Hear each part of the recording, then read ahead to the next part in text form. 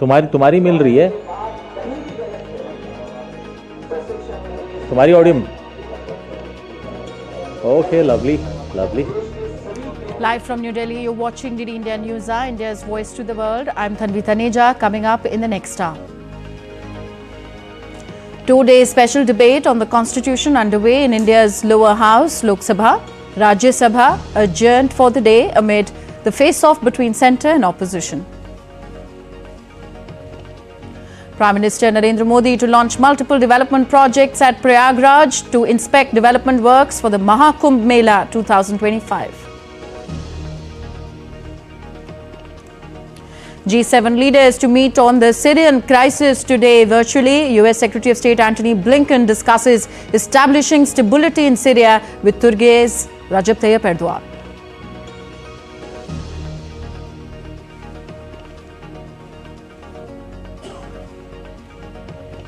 South Korean Parliament introduces second motion to impeach President Yoon. Protesters to impeach Yoon rally outside Seoul's National Assembly.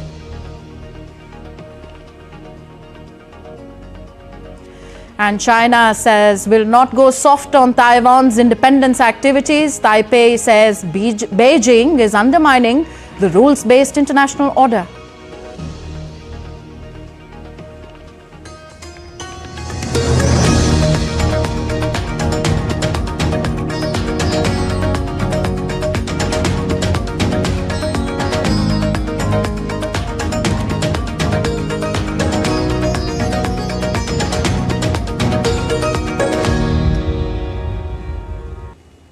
Lok Sabha, or the lower house of Indian Parliament, began its 2-day special debate on the Constitution to commemorate the 75th anniversary of the adoption of India's Constitution. Defence Minister Rajnath Singh commenced the debate in the Lok Sabha. Addressing the parliamentarians, the minister accused that there has always been an attempt by a particular party to hijack the work of constitution making.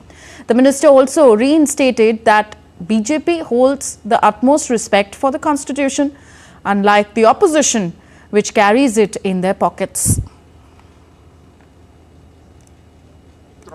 अनेक मौके पर संविधान और संवैधानिक भावनाओं का निरादर किया है। कांग्रेस पार्टी ने हमेशा संविधान को राजनीतिक हित साधने का एक माध्यम बनाया है और उसकी मूल भावना को तहस-नहस करने का कांग्रेस ने काम किया है। विपक्ष के कई नेता संविधान की प्रति अपनी जेब में रखकर घूमते हैं।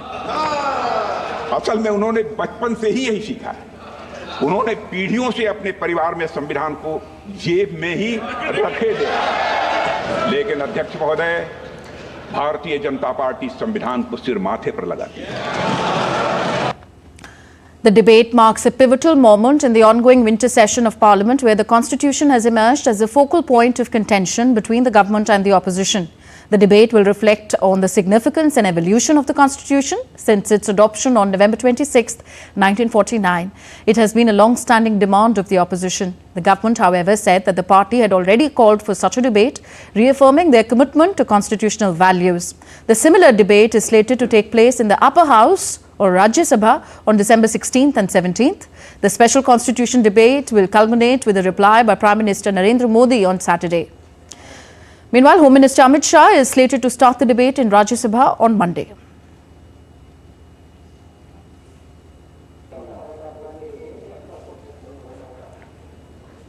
And DD India's Anil Thomas joins us from the Parliament House in New Delhi.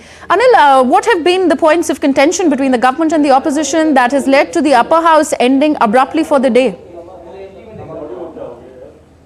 Well, good afternoon, Tanvi. Well, that's been the case across the week. If you see Parliament proceedings, especially in the upper house, starts off with the Treasury benches speaking for a while. Then the opposition, when it's the turn of the opposition benches, there is ruckus being created from either sides. And the opposition has been time and again saying that their voice has been suppressed.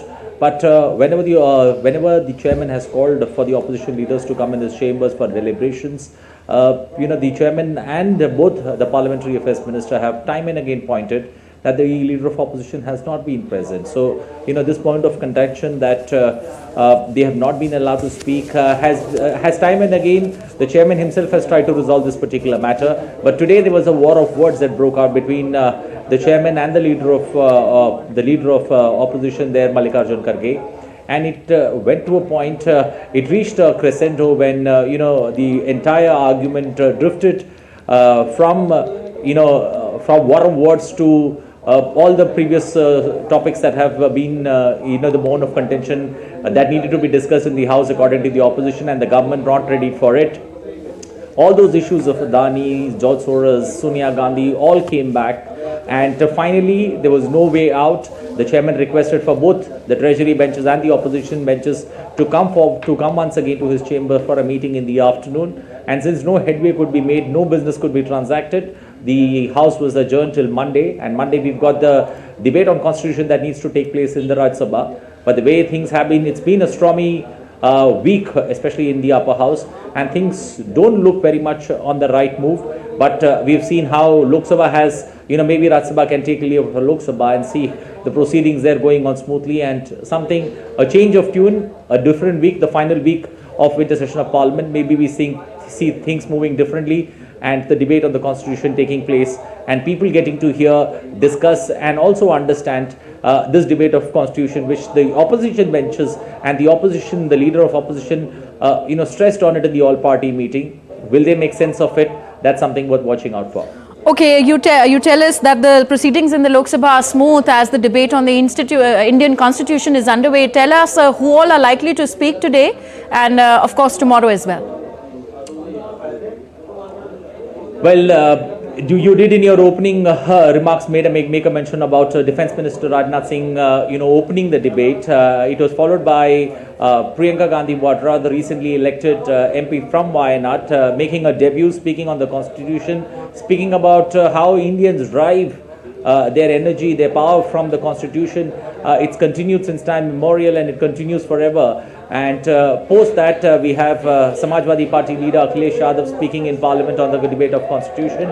All parties cutting across party lines, even independent MPs get a chance to speak in this debate on Constitution, and it started at 12 p.m. today afternoon. It's going to go until 5 p.m. tomorrow evening, that Saturday, when we expect the Prime Minister to make his speech on the debate of Constitution. But all in all, it's been a productive discussion that we have seen to date. Many are issues that have not been raised in Parliament, which the opposition wants, which the government is also been looking forward to counter, will clearly be hitting. Those notes could be heard in this discussion on the debate of Constitution, that we got many things that are in the present day times that are important, that could see a cross reference being brought by the opposition, brought by the government to counter those narratives. And it could be an interesting watch. There is a lot of women representation, both from all political parties. If you look at the top political parties in India who are in Parliament, all have put a women representation there. BJP has put 2 women parliamentarians to speak on the debate of Constitution. Congress has put 2. TMC has put a woman representative to speak. It's going to be interesting to see how these deliberations open, because when you speak to the leaders on what they are going to speak in the Parliament, they say you got to listen to us in Parliament to enjoy the points that are being raised, the points that are of relevance and importance in today's times. Okay, clear contrast there as far as the proceedings go with Rajya Sabha and Lok Sabha. Thank you very much, Anil Thomas, reporting on the proceedings. Earlier, in the lower house of Parliament, Minister of External Affairs Dr. S. Jaishankar made a detailed statement regarding the recent developments and disengagement efforts along the line of actual control. In his statement, he highlighted that the final disengagement agreements had been completed, specifically concerning the areas of Depsang and Demchok. He emphasized that the understanding reached as part of these agreement ensures that Indian security forces would be able to access all the patrolling points in Depsang.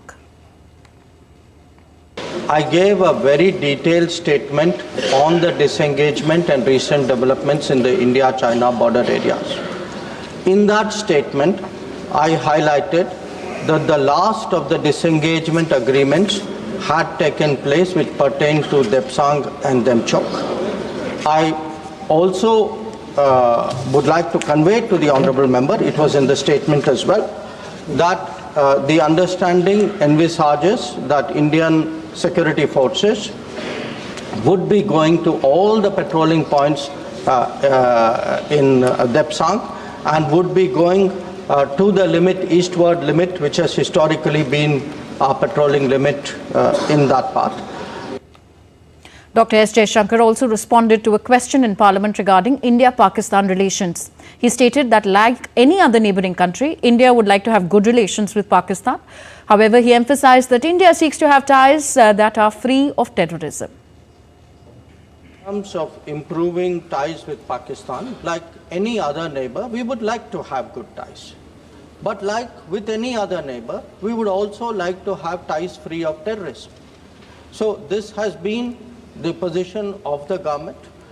We have made it very clear that it is for the Pakistani side to show that they are changing their behavior of the past, and that if they don't, of course, there are implications for the relationship and for them. So I think the ball is very much in Pakistan's court in this regard. India's Ministry of External Affairs expressed concern over the looming unrest in Bangladesh. The minister further noted that during the recent visit of the Indian Foreign Secretary Vikram Misri to Dhaka, the issue was discussed at length with the Bangladeshi officials. With regard to the treatment of minorities in Bangladesh, it has been a source of concern. There have been multiple incidents of attacks on them. We have drawn our concern to their attention. Recently, Foreign Secretary visited Dhaka. This subject came up during his meeting, and it is our expectation that in its own interest, Bangladesh would take measures so that its minorities are safe. And in the upper house of Parliament, the Rajya Sabha uproar over the no-confidence motion against the House chairman disrupted the proceedings today. A fiery exchange of words was witnessed between Vice President and Chairman of the House, Jagdeep Dhankar, and Leader of Opposition, Mallikarjun Kharge. While arguing with the Leader of Opposition, Jagdeep Dhankar said that he was the son of a farmer and wouldn't be cowed down by the opposition's move, accusing it of insulting the Constitution. The House was later adjourned for the day. Constitution is very clear. It will come up as indicated by the Constitution. It's a campaign not against me. It's a campaign against category to which I belong. I will stand by my oath. I appeal to you, Leader of the Opposition, Honorable Kharge ji. I appeal to you in the name of Constitution. For a change, come with an open mind. Have dialogue with me in my chamber. Leader of the House is also requested. If you come to my chamber, we will work in togetherness. We will try to break the lockdown. India's Prime Minister Narendra Modi is in Prayagraj city of the northern state of Uttar Pradesh to launch multiple development projects worth 5,500 crore rupees for the Mahakumbh 2025. These projects are expected to be launched shortly. They include various rail and road works like 10 new road over bridges or flyovers, permanent ghats and riverfront roads to boost infrastructure and provide seamless connectivity in Prayagraj.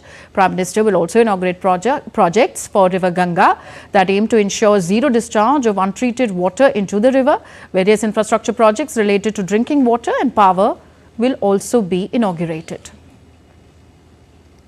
Major temple corridors will be inaugurated by the Prime Minister for the ease of access to devotees with an aim to boost spiritual tourism in the region. Prime Minister Modi will also launch the Kumbh Sahalyak chatbot that will provide details to give guidance and updates on the events of Mahakumbh.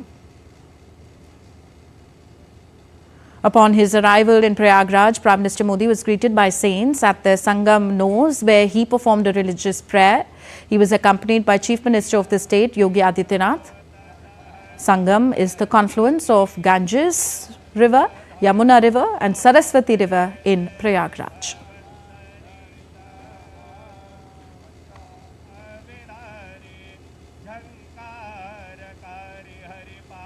Following the prayers at the Sangam Nose, PM Modi also offered prayers at the sacred tree in the Hindu temple Akshavat, along with the Chief Minister, Deputy Chief Minister and State Governor were also present with the Prime Minister for this religious prayer. The Indian Prime Minister then offered prayers at Prayagraj's Lete Hanuman temple, where he was briefed about the temple alongside its model.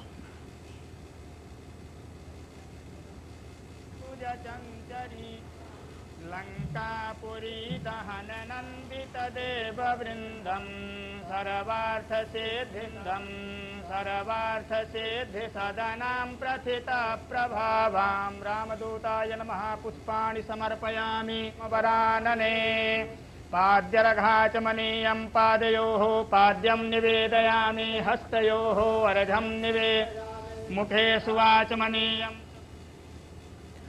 Prime Minister Modi then visited the Mahakumbh exhibition site and took a walk through around the display. He was inspecting the development works ahead of the Mahakumbh Mela 2025 in January 2025. On to other international updates now. US Secretary of State Antony Blinken is in Turkey for talks focused on establishing stability in Syria after clashes between forces backed by the US and Turkey erupted in the north. He met with his Turkish counterpart Hakan Fidan today. Blinken met Turkish President Recep Tayyip Erdogan on Thursday after visiting Jordan on his first trip to the region since Syrian President Bashar al-Assad's government was ousted on December the 8th. U.S. Secretary of State Antony Blinken arrived in Turkey for talks focused on establishing stability in Syria. Blinken met Turkish President Tayyip Erdogan at Ankara's Esenboga airport after visiting Jordan on his first trip to the region since Syrian President Bashar al-Assad's government was ousted on Sunday. Erdogan and Blinken discussed the latest developments in Syria, with Erdogan calling on the international community to work together for the reconstruction of institutions in Syria. Erdogan also told Blinken that Turkey would take preventive measures in Syria for its national security against all organizations it deems as terrorist. The G7 leaders will meet virtually on Friday to discuss the momentous changes underway in Syria, where the interim government has vowed to institute the rule of law after years of abuses under ousted President Bashar al-Assad. Leaders of the Group of 7 Democratic Powers said they were ready to support the transition to an inclusive and non-sectarian government in Syria. They called for the protection of human rights, including those of women and minorities, while emphasizing the importance of holding the Assad regime accountable for its crimes. The country's constitution and parliament would be suspended during a 3-month transition period. After the fall of Assad's government, Syrians flocked to the infamous prisons where the Assad regime is estimated to have held tens of thousands of detainees. Meanwhile, Blinken said that the United States is working to bring home an American citizen, Travis Timmerman, who was freed from prison earlier in the week.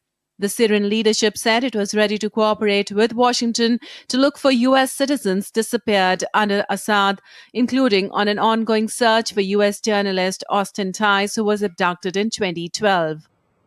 In terms of an American citizen who was found just today, I can't give you any details on exactly what's going to happen, except to say that we're working to bring him home, to bring him out of Syria and to bring him home. But for privacy reasons, I can't share any more detail than that at this moment. Jordan also announced it will host a Syria crisis summit on Saturday that will include foreign ministers from numerous Western and Arab nations as well as Turkey. Bureau Report, DD India.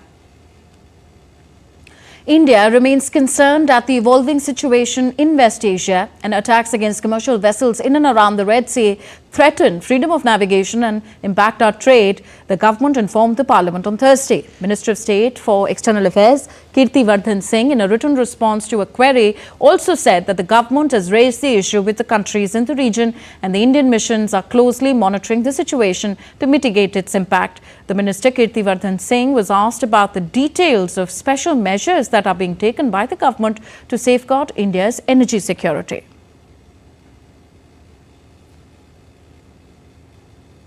NATO head Mark Rutte has warned the US-led transatlantic alliance on Thursday that it was not ready for the threats it would face from Russia in the coming years, and called for a shift to a wartime mindset with much higher defense spending. Rutte said NATO members had spent more than 3% of the GDP on defense during the Cold War, and future spending would have to be much higher than the current alliance target of 2%.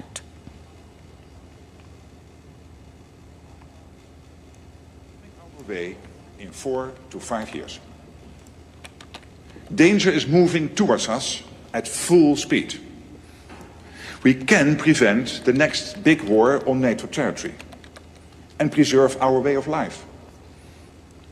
This requires us all to be faster and fiercer. It is time to shift to a wartime mindset and turbocharge our defense production and defense spending. Meanwhile, Trump has already said that it will not support NATO anymore, while dangling the idea that the United States could withdraw from NATO after he takes office next month.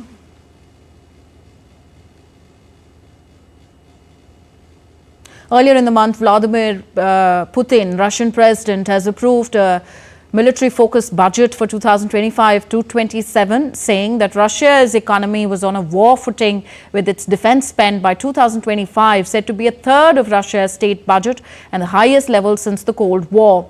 The state budget for next year included a 25% hike in military spending, but will be the most secretive in post-Soviet history, with almost a third of all spending close to public scrutiny. Reuters spoke at a critical juncture in the conflict in Ukraine, with Russian forces grinding forward in the east of the country. As per sources, Russian forces are just a mile away from the Ukrainian city of Pokrovsk in the east after a push from the south. Russia's defense ministry said that its eastern grouping of forces has seized over 300 square kilometers in Ukraine over the past month and captured 7 settlements. Meanwhile, Ukraine's senior officials said that Russia has launched large-scale attacks on its energy facilities. The fall of Pokrovsk, an important logistics center for the Ukrainian military, would be one of the Ukraine's biggest military losses in months. The city is called the gateway to Donetsk. The city also hosts a mine, which is Ukraine's only domestic cooking coal supplier for its once giant steel industry.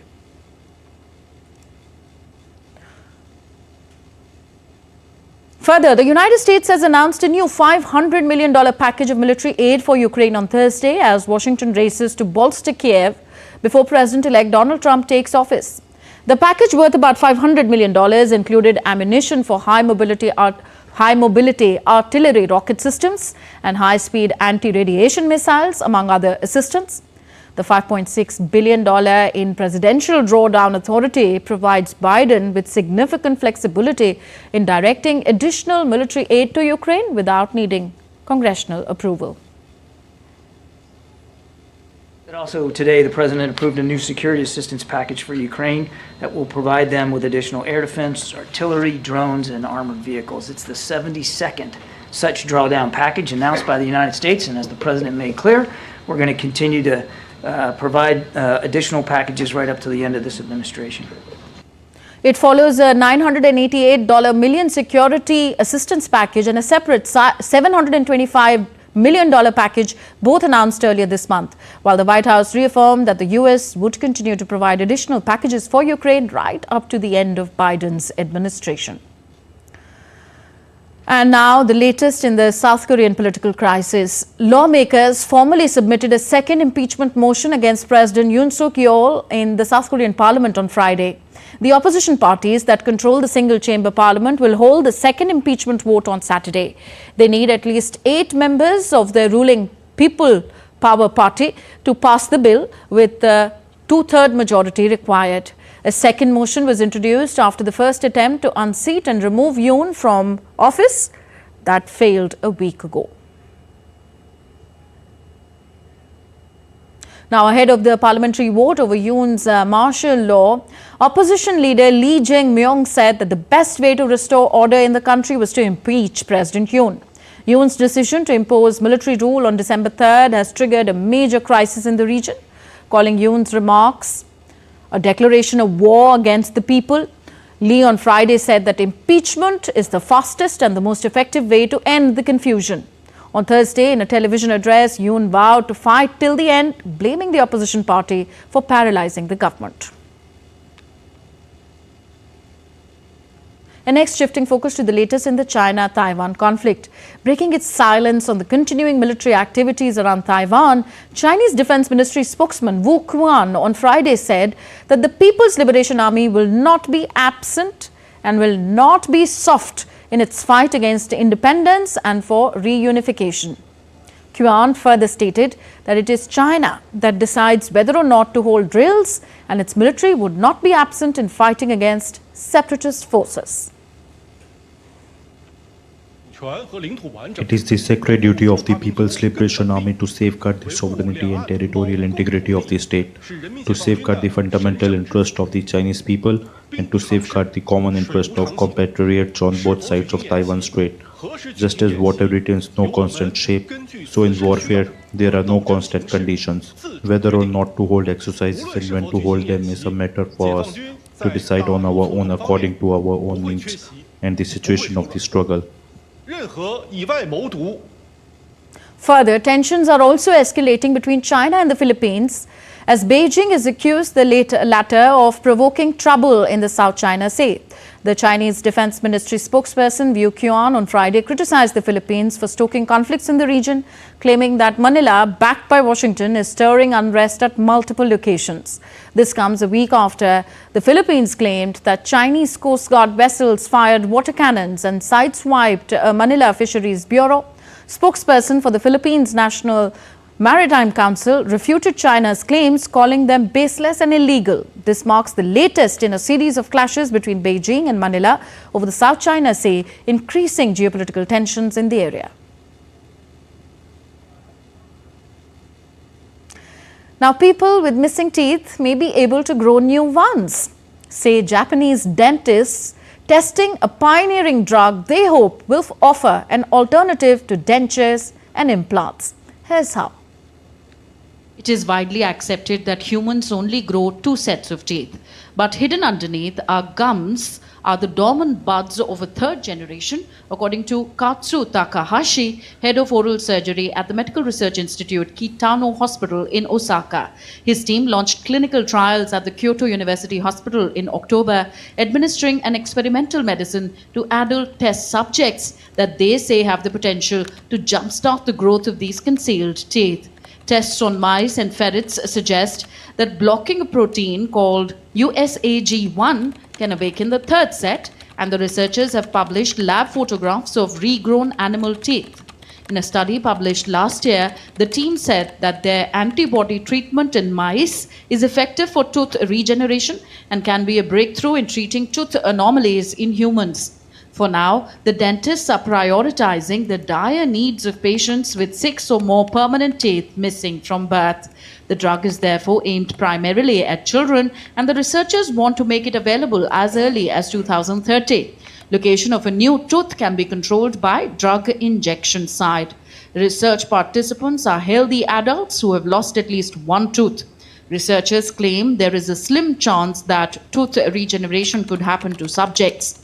If so, researchers will have confirmed that drug can be effective for those with acquired toothlessness. This could be particularly welcome news in Japan, which has the second oldest population in the world.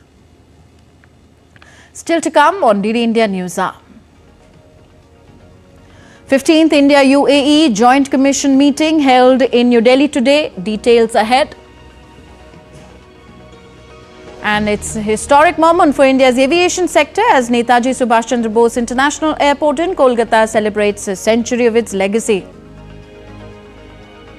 Also on the other side, India pays tribute to martyrs of the Parliament terror attack 23 years ago on this day in 2001.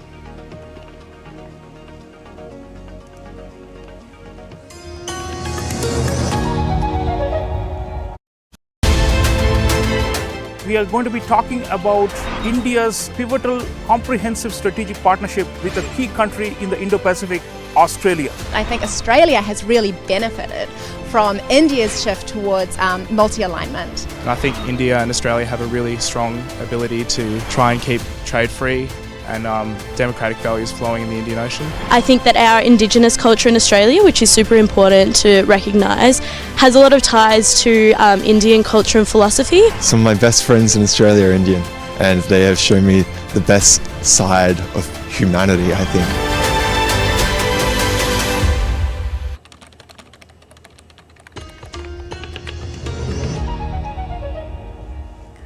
You're watching DD India News Hour. I'm Tanvi Taneja. A quick reminder of the headlines we're tracking at this hour. Two-day special debate on the Constitution underway in India's lower house, the Lok Sabha. Rajya Sabha adjourned for the day amid the face-off between centre and opposition. Prime Minister Narendra Modi launches multiple development projects at Prayagraj, inspects the development works for the Mahakumbh Mela 2025. G7 leaders to meet on the Syrian crisis today virtually. US Secretary of State Antony Blinken discusses establishing stability in Syria with Turkey's President Recep Tayyip Erdogan. South Korean Parliament introduces second motion to impeach President Yoon. Protesters to impeach Yoon rally outside Seoul's National Assembly. China says will not go soft on Taiwan's independence activities. Taipei says Beijing is undermining the rules-based international order. On to New Delhi now. The 15th India-UAE Joint Commission meeting was held in the national capital today, co-chaired by External Affairs Minister Dr. S. Jaishankar and UAE's Deputy Prime Minister and Foreign Minister Sheikh Abdullah bin Zayed Al Nahyan. In his opening remarks, Jaishankar said that the strategic partnership between the two countries is a model of relationship, adding, the frequency of meetings between Prime Minister Narendra Modi and Mohammed bin Zayed Al Nahyan have created confidence among the leaders that put the bilateral relations on a strong footing. External Affairs Minister Dr. S. Jaishankar said that as a result, the trade between the two countries is set to achieve the non-oil trade target of $100 billion. Our bilateral economic and commercial ties are not only very strong, but increasingly diversified and deep. Since the entry into force of the Comprehensive Economic Partnership Agreement, CEPA, in May 2022, our trade has steadily grown and it has now reached a level of $85 billion. The success of CEPA has spurred new initiatives like the Bharat Mart, the Virtual Trade Corridor, the Maitri interface, all of which will provide a further fillip to our trade and help us achieve the non-oil trade target of $100 billion in the coming years. Also visiting India is the Portuguese Minister of State and Foreign Affairs, Paulo Rangel. Rangel will hold a crucial meeting with External Affairs Minister Dr. S. Jaishankar on Friday. Then on Saturday, he will participate in some programs in Goa. Earlier on Thursday, India's Union Minister of Commerce and Industry, Piyush Goyal, met with the visiting dignitary on Thursday. Both the leaders discussed ways to enhance trade, investment and economic cooperation between the two countries. Notably, last month, Prime Minister Narendra Modi held a bilateral meeting with his Portuguese counterpart, Luis Montenegro, where they focused on strengthening economic partnership. PM Modi said that both countries explored opportunities for more collaboration in sectors like renewable energy and green hydrogen. Three-day World Hindu Economic Forum commenced in Mumbai on Friday. Delegates from various fields across the world are attending the deliberations in the Geo Convention Centre. Themed, Think in the Future for the Future. The event started after paying tribute to legendary industrialist Ratan Tata. The event was attended by Maharashtra Chief Minister Devendra Fadnavis and many other dignitaries. Attending the conference, CM Fadnavis said that the basic difference between Indian and Western culture is mainly ideological, while the Western concept of survival based on survival of the fittest in our Hindu physiology, we follow the concept of an inclusive society with mutual support for survival irrespective of power, which is also the Hindu model of growth. जब लगातार हम लोग दुनिया की सबसे तेजी से बढ़ती हुई अर्थव्यवस्था बने हैं, दुनिया की 5वीं सबसे बड़ी अर्थव्यवस्था से 3री सबसे बड़ी अर्थव्यवस्था की ओर जा रहे हैं, ऐसे समय मैं ऐसा मानता हूं कि भारत ने दुनिया के सामने उदाहरण पेश किया है।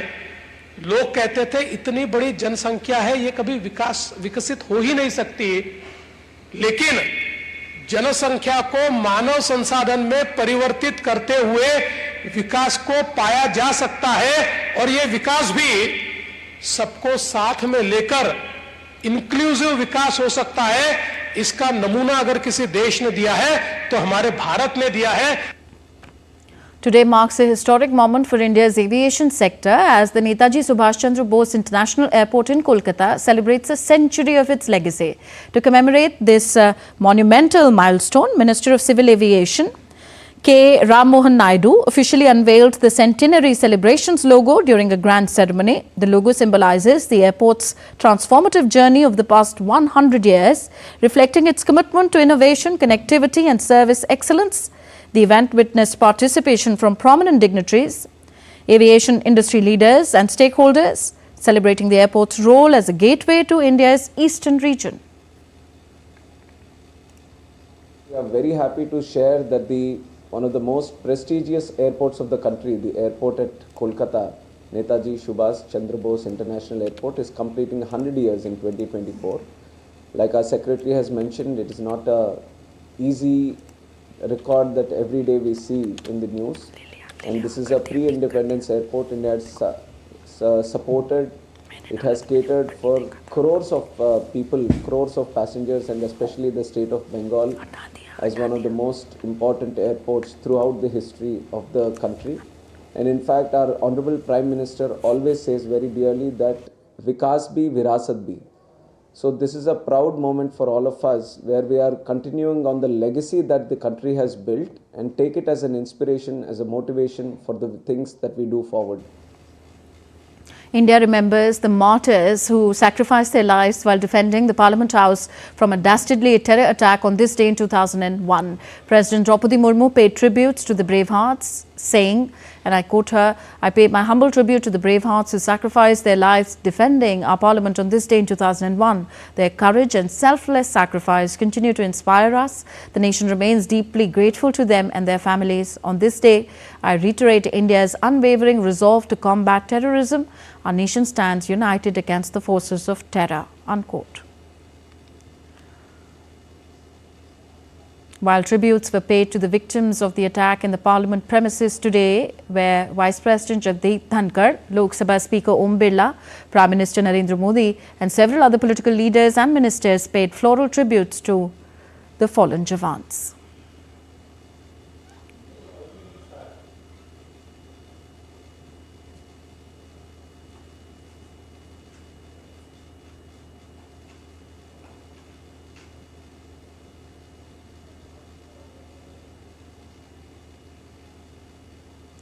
"23 years on, the day is a grim reminder of the resilience and sacrifices of the nation's security forces." A report down the memory lane now on the details of the dastardly attack. On this day, 23 years ago, terrorists of the Lashkar-e-Taiba and Jaish-e-Mohammed attacked the Parliament complex in New Delhi.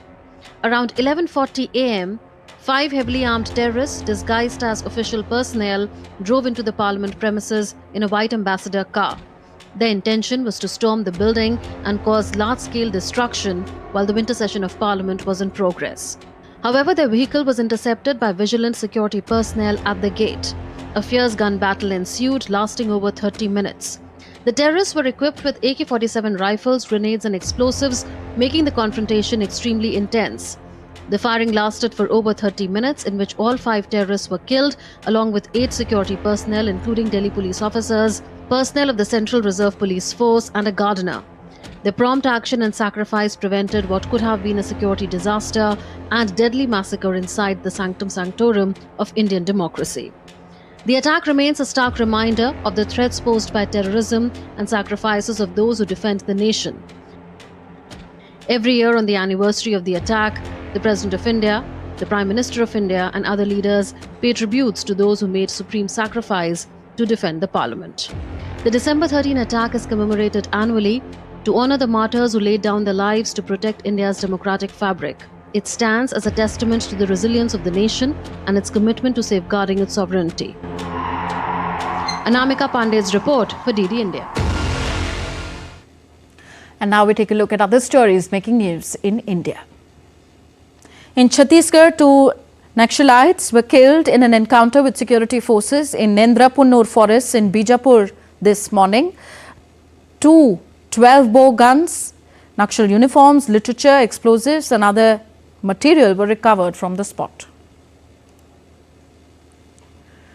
The issue of farmers' protest at the Punjab-Haryana border was heard in the Supreme Court today, on which it asked the lawyers to tell farmers to maintain peace and let it go the Gandhian way. The Supreme Court said that let the committee convince the farmers to either shift the venue and clear the highway or pause the protest for a while. 4 Delhi schools and India's central bank, the Reserve Bank of India, got bomb threat in an email, leading to a multi-agency search of the premises. This follows a similar incident on December 9th, when at least 44 schools received bomb threats in emails, which police later deemed as hoax. In a historic milestone, the final track work on the Udhampur-Srinagar-Baramulla rail link is complete. The ballast-less track work for the 3.2 kilometer long tunnel T33, located at the foothills of Sri Mata Vaishno Devi Shrine and connecting Katra to Riyasi, was successfully completed today. The ballast-less track is the railway track whose bed is composed of concrete and bituminous mixture, and so on. You're with us on DD India News Hour, still to come on the show. We discussed the state of the German economy with the DW correspondent Lars Holter in Berlin. Congratulatory messages continue to pour in for the youngest world chess champion, D. Gukesh.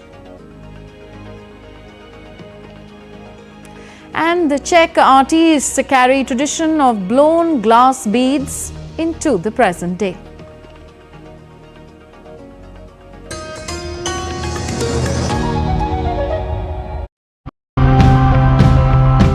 Nature could easily survive without us. We, however, couldn't really survive without it. But with these environmental problems, how do we make sure to secure our future?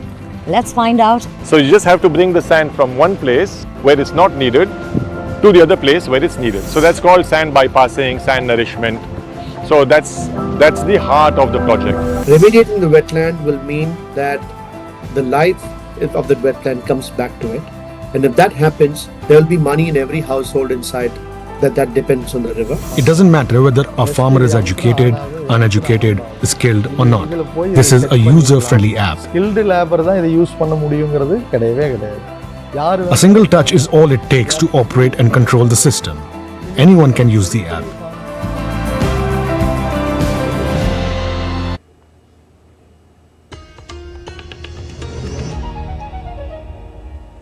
You're watching DD India News Hour. I'm Tanvi Taneja. On to some business news now. The German economy, once the growth engine of Europe, has been in the doldrums for a while, with a strong labour market being the only good news for months to end. And now even that is likely to end, according to a new survey.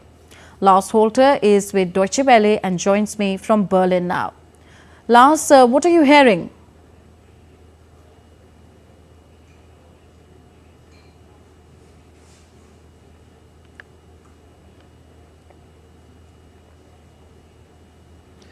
Thanks for having me. Well, it certainly doesn't look good. A survey that came out yesterday says that 4 out of 10 German companies are planning layoffs next year, that as they are less optimistic about their business. The same is true when it comes to planned investments. 40% are planning to invest less. Only 23% are planning to invest more next year. Now, crunching the numbers, the German Institute for Wirtschaft, that is the institute behind this study, and they are generally well connected and showing a bit of a pro-corporate slant. Now, they're saying pessimism is the highest it's been since the global financial crisis in 2008. Furthermore, they are saying that talking to the 2,000 companies that are part of their ongoing study, they see, quote, no signs of an economic turnaround for Germany, which means the weakness we've seen over the past year or two is likely to drag on. And yes, it is now pulling labor markets down in a major turnaround in itself. For 15 years, labor market participation has grown in Germany, and now it looks we're not losing jobs only for a short time. Even worse, these might not be temporary cuts, but we will see a long-term reduction of jobs. And Lars, what is the government doing to improve the situation?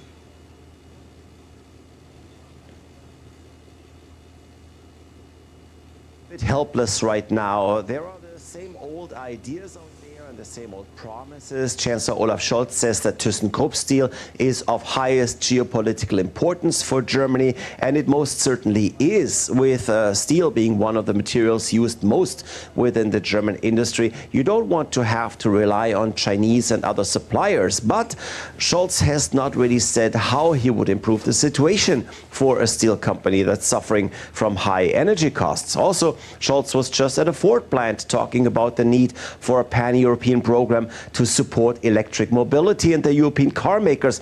But that's just talk. Obviously, Scholz is not in a very strong position now. He's basically a lame duck chancellor. But be that as it may, there's really not much hope right now that he can give companies. Then we have Economic Minister Robert Habeck, who has admitted that Berlin needs to do more to make the country's industry more competitive on a global level. He actually admitted that his own current government has often done too little, too late.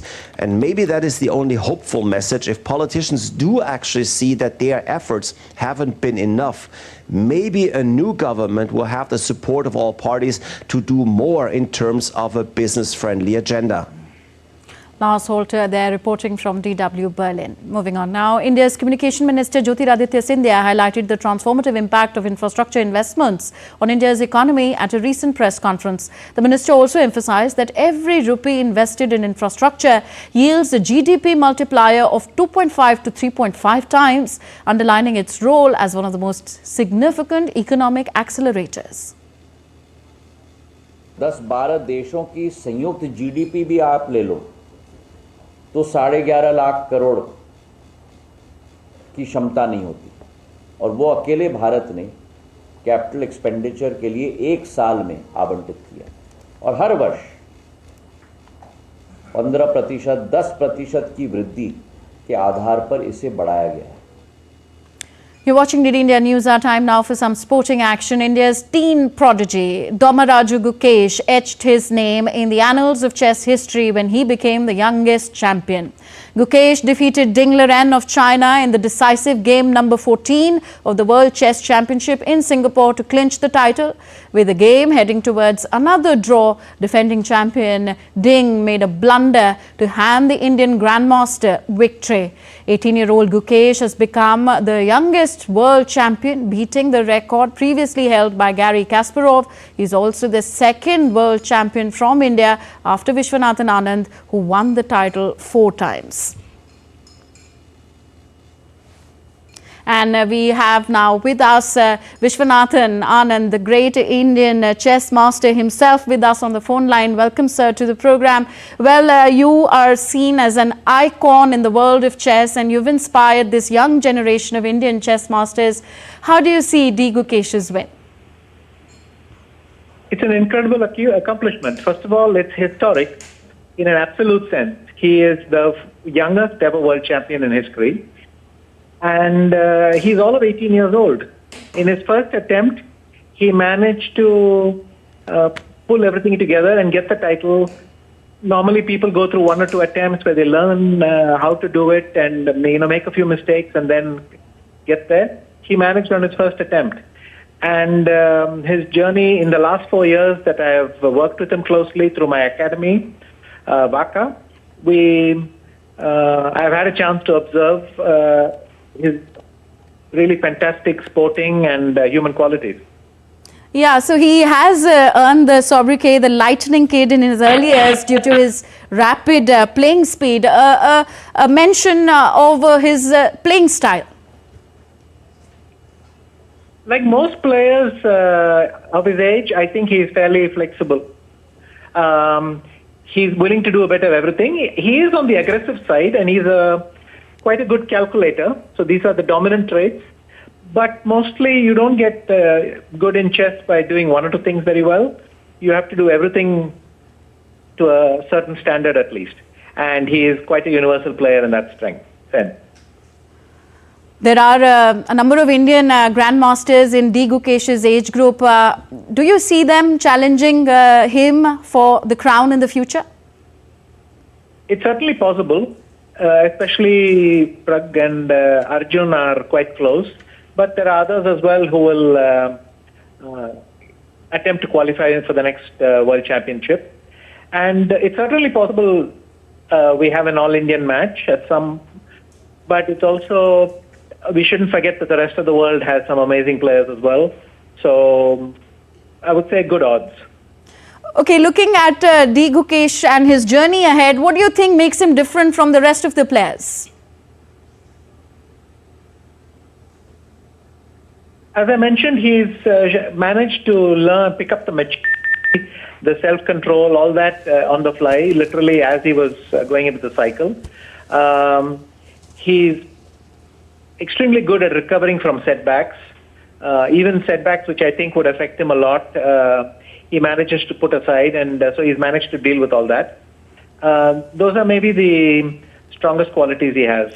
And talking a little bit about the match, what do you think went wrong for Ding, he making a blunder there in the game? Blunders are quite normal. In fact, most chess games are decided by blunders. But what I think cost Ding was the fact that in this whole match, he seemed to have a slight hesitation sometimes. There were several games when he seemed to want to get it over with. And there were other games when he came like the champion he is. For instance, Game 12 was a game that impressed everyone, how he came back from a defeat and thing. But in Game 14, for instance, he seemed to want to finish the match quickly, make a draw and go and prepare for the tiebreak. And this turned out to be an expensive mistake for him. So this may be something to do with the bad form he's experienced earlier this year. But I think he had a certain hesitation in this match. Okay, very quickly, Vishwanathan ji, what is your take on this 14-game format for the World Chess Championship? I think it's excellent. We used to have 12 games, which is good, but 14 games prolongs things a little bit more, which means more chances to come back. I liked it. Okay. Okay. For now, it's the reign of D. Gukesh at the World Chess stage. Well, there's a growing attention among the public to follow the Indian chess masters. Thanks to you, thanks to your mentoring, they are making the stage and even owning it. Thank you very much, Vishwanathan Anand, for joining us on DD India News Hour. All right. Now, Josh Hazlewood will return to Australia's playing 11 for the third test against India in Brisbane after overcoming the side strain that ruled him out of the second match. Captain Pat Cummins confirmed that Scott Boland will make way for Hazlewood despite the paceman's 5 wickets in the last match, which Australia won. Hazlewood's inclusion is the only change to the home side, but Australia have some headache. Steve Smith has only managed 19 runs in the 3 visits to the crease. On the other hand, India are beset by worries over the form of Captain Rohit Sharma and the fitness of strike bowler Jasprit Bumrah. Rohit Sharma managed just 9 runs as the tourists crashed to a 10-wicket defeat in the Adelaide Test. Bumrah went down to the turf, grabbing at his thigh while bowling in the last test. The paceman did not bowl at training until a half hour on Thursday. Another defeat for India would mean that their hopes of reaching the World Test Championship final is out of their hands. The 5-test series is levelled at 1-1. Indian hockey team has progressed to the semi-finals of Women's Junior Asia Cup after they thrashed Thailand 9-0 in their 4th pool match in Muscat. Deepika Kumari stole the show with an impressive 4 goals, while Kanika Sivach delivered a hat-trick to seal the win. India started the game strong, dominated the possession and continued with their scoring spree. Thailand players were unable to fend off attacks. India will face Japan in the semi-finals on 14th of December. They have also sealed a spot in the next year's Junior World Cup to be held in Chile. And in a workshop in a village in the Czech mountains, artisans are creating delicate Christmas decorations and ornaments with glass beads using the technique that goes back more than a century. Let's now take a look at this delicate art which produces wonderful glass shapes and objects.